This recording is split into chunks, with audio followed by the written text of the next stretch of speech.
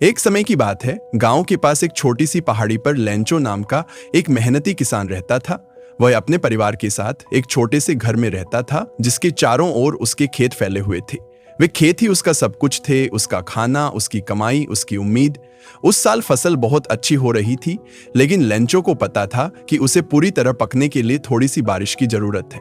एक दोपहर आसमान में काले बादल छा गए।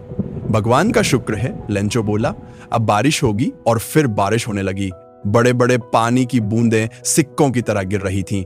लेंचो और उसका परिवार बहुत खुश था, लेकिन उनकी खुशी ज्यादा देर तक नहीं रही। बारिश अचानक एक भयानक ओलावृष्टि में बदल गई। बर्फ चारों ओर गिरने लगे। कुछ ही मिनटों में पूरी फसल नष्ट हो गई। एक पत्ता भी नहीं बचा। लेंचो बहुत दुखी था, लेकिन हार मानने को तैयार नहीं था। उसे ईश्वर पर अटूट विश्वास था। उसे यकीन था कि भगवान सब कुछ देख रहे हैं और उसकी मदद जरूर करेंगे। तो उसने एक कागज उठाया और भगवान को एक चिट्ठी लिख दी। उस पत्र में उसने अपना दुख लिखा और भगवान से 100 पैसों की मदद मांगी, ताकि वह अपने परिवार का पेट भर सके और दोबारा खेती कर सके। लैंचो ने पूरा विश्वास रखते हुए वह चिट्ठी डाकघर में डाल दी। डाकिये ने जब चिट्ठी देखी तो हंस पड़ा। भगवान को चिट्ठी? लेकिन डाकघर के मुखिया को लेंचो का विश्वास छू गया। हम उसकी उम्मीद नहीं टूटने देंगे, उसने कहा। उसने अपने कर्मचारियों से थोड़े थोड़े पैसे इकट्ठा किए और खुद भी कुछ जोड़ा। इस तरह उन्होंने 70 पैसों जुटाए। पैसे एक लिफाफे में रखे और लिखा, भगवान की ओर से।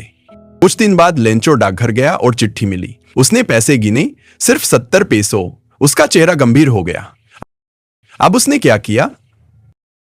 उसने भगवान को एक और चिट्ठी लिखी। उसमें लिखा, भगवान, धन्यवाद कि आपने पैसे भेजे, लेकिन कृपया अगली बार बचे हुए पैसे से डाकघर से मत भेजना, क्योंकि लगता है वहां के लोग चोर हैं जिन्होंने बाकी पैसे चुरा लिए।